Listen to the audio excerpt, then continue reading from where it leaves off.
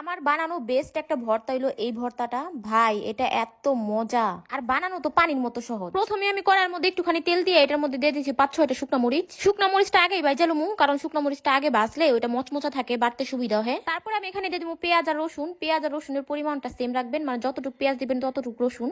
তারপরে দিয়ে দিব কাঁচামরিচ। কাঁচামরিচটা আপনাকে ঝাল অনুযায়ী দিয়ে দিবেন, আর এটা কিন্তু আমাদের গাছের কাঁচামরিচ। আর এই কাঁচামরিচ গুলো কিন্তু মারাত্মক ঝাল, এর লেগে আমি দিচ্ছি, কারণ আজকে একেবারে ঝাল ঝাল ভর্তা খামু। কাঁচামরিচ, রসুন আর হইলো পেঁয়াজটা আমি সুন্দর করে ভাজা লুমু। তো ভাজার পরে আমি আগে থেকে ভিজে একেবারে ধুইয়া পরিষ্কার পরিচ্ছন্ন করে রাখছি শুটকি। এই শুটকিটার নাম হলো বাঁশপাতা শুটকি, মানে আমাদের এই জায়গা বাঁশপাতা শুটকি। আপনাদের ওইখানে কি কয় অবশ্যই কিন্তু কমেন্ট করে জানাবেন। তো আপনারা চাইলে কিন্তু অন্য শুটকিও ইউজ করা পারবেন, কোনো সমস্যা নাই। তো এই শুটকিটা দিয়ে আমি ওখানে 2 মিনিটের মতো ভাজা লুমু। তো ভাজার পরে এই যে দেখবেন যে যখন যে শুটকিটা একবার পুরো ভাজা ভাজা করা শেষ, তারপর আমি এখানে দিয়ে দিব হলো কচু পাতা। এই কচু পাতাটাও কিন্তু আমাদের গাছের, মানে আমার আম্মু একটু একটু করে বুনা রাখে ওগুলো। হ্যাঁ, আমি আবার ওগুলা ছিঁড়া ছিঁড়া একটু ভিডিও বানাই, একটুখানি খাই। মানে গাছের জিনিস খাইতে কিন্তু আলাদাই স্বাদ লাগে। কচু পাতাটা দেওয়ার পরে কিন্তু আমি চুলাটা একেবারে কমায় দিচ্ছি। তো এখন আমি এখানে একটুখানি পানি দিয়ে দিব, জানি কচু পাতাটা সেদ্ধ হয়। আর পানি দিলে কিন্তু ভর্তাটা একটু মাখা মাখা হয়, ভালো লাগে। এখন আমি নাইরা চাইরা কচু পাতাটা যে পর্যন্ত সিদ্ধ নয় ওই পর্যন্ত ভাইজালুমু। আর বিশ্বাস করেন, এখনই এত সুন্দর একটা গ্রান এটা ছিল, মানে আমার মনটা চাইতেছিল যে এটা হাত দা মাখা টাকায় বাদ দেখায় ফেলাই। যারা ভর্তা খাইতে পছন্দ করেন তারা কিন্তু অবশ্যই বাসায় ট্রাই করবেন। তো এই যে দেখেন আমাদের একেবারে ভাজা ভাজা শেষ। আপনারা এই জায়গায় যে কোনো পাতা দিবার পারেন, মানে পুঁই শাক পাতা অথবা কি করে লাউ পাতা, কিন্তু কচু পাতাটা দিলে বেশি মজা লাগে। অবশ্যই ট্রাই করবেন কচু পাতা দিয়া।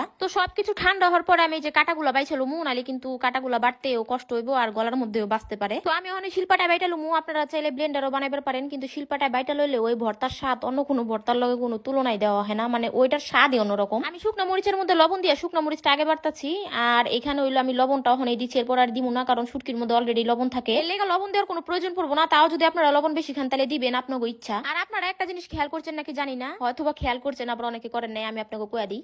এই পাটা আর পুতার মধ্যে একটা ফোটাও ধান নাই। ধারাইবার লেগা মনেই থাকে না, যখন আমি কোনো কিছু বারবার বহি তখন আমার মনে পড়ে। আমার এই মনটারে লইয়া যে আমি কি করুম সবকিছু ভুলা যাই। তো আমি যখন বারবার বইছি, আমার মায় পিছনে খাড়াই রইছে। শুধু এই ভর্তা বানানোর সময় না, আমি যে কোনো কিছু বাড়তে সময় আমার মা পিছায় দাঁড়া থাকবো, খালি কইবো দে আমার কাছে, দে আমি বাইটা দিই, দে আমার কাছে, দে আমি বাইটা দিই। যেই পর্যন্ত না দিই ওই পর্যন্ত শান্তি নাই। মানে ভিডিওর মধ্যে কষ্টের কোনো কাম থাকলেই হ্যাঁ কইবো কি দে আমি কইরা দিই। মানে মারা এরকমই, যে ছেলে মেয়েদের কষ্টটা একটু সহ্য করা পারে না। তো শেষমেশ ভর্তাটা কিন্তু আমার আম্মুই বাইটা দিছে। আরে যে দেখেন ভর্তাটা কি সুন্দর একেবারে পুরো মাখা মাখা হয়েছে। আমার কাছে মানে মনে হইতেছিল যে আমি কোন সময় যে ভাত দিয়া মাখা খামু। আমি বারবার কইতাছি আপনারা কিন্তু অবশ্যই ট্রাই করবেন। আপনারা আমার